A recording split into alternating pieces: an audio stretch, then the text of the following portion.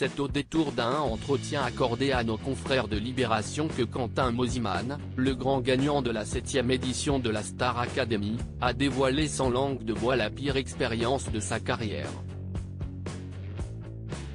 Avant de devenir l'un des DJ français les plus influents au monde, Quentin Mosimann a fait ses débuts à la télévision en 2007 lorsqu'il est sélectionné pour participer à la 7e édition de la Star Academy, diffusée sur TF1. Après des semaines de compétition, l'artiste est sacré vainqueur face à Mathieu Edouard et a remporté une avance de 200 000 € pour son premier album ainsi que le versement d'1 million d'euros.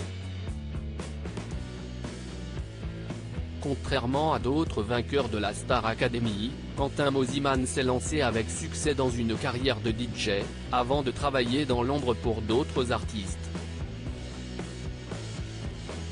Quentin Mosimann, le mot jamais a retenti de manière catégorique. Si Quentin Mosimann est aujourd'hui reconnu pour ses talents d'auteur-compositeur-interprète, ce n'était pas du tout le cas après son passage dans la Star Academy. On me disait que mon profil n'était pas assez classe à cause de l'étiquette Star AC qui m'a longtemps poursuivi, soit trop trouble parce que je baignais dans l'électro-underground, a-t-il expliqué à nos confrères de Libération, avant de dévoiler la pire expérience de sa carrière. Des artistes étaient d'accord pour chanter mes chansons, mais à condition que j'aie recours à un pseudo. Ma pire expérience s'est produite lorsque mon éditeur est allé présenter au directeur artistique de Louane le morceau que j'avais écrit pour elle. Ce dernier était totalement enthousiaste jusqu'à ce qu'il apprenne que j'en étais l'auteur. À partir de là, le mot jamais a retenti de manière catégorique dans la pièce.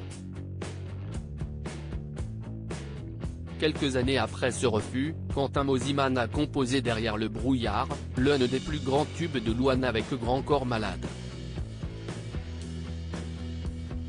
Quentin Mosimann, un homme au sommet de sa carrière. Quentin Mosimann collabore aujourd'hui avec de nombreuses pointures de la variété française, telles que Patrick Bruel, Barbara Pravi ou encore Grand Corps Malade. Près de 15 ans après la diffusion de la 7e édition de la Star Academy, la production de l'émission de TF1 a fait appel au DJ franco-suisse pour produire l'hymne Ne partez pas sans moi de cette 10e édition, remportée par Anisha. Une reprise de Céline Dion pas facile à élaborer. Ça a été une tannée, ça a été très difficile. Remettre au goût du jour un vieux titre comme ça, avec comme intervenant le label, la boîte de production, la chaîne de TF1, l'organisation autour de la Star AC. C'était un challenge qu'on a affronté avec mon camarade Jean Castel, révélait-il à l'Huffington Post. Article écrit en collaboration avec 6 médias.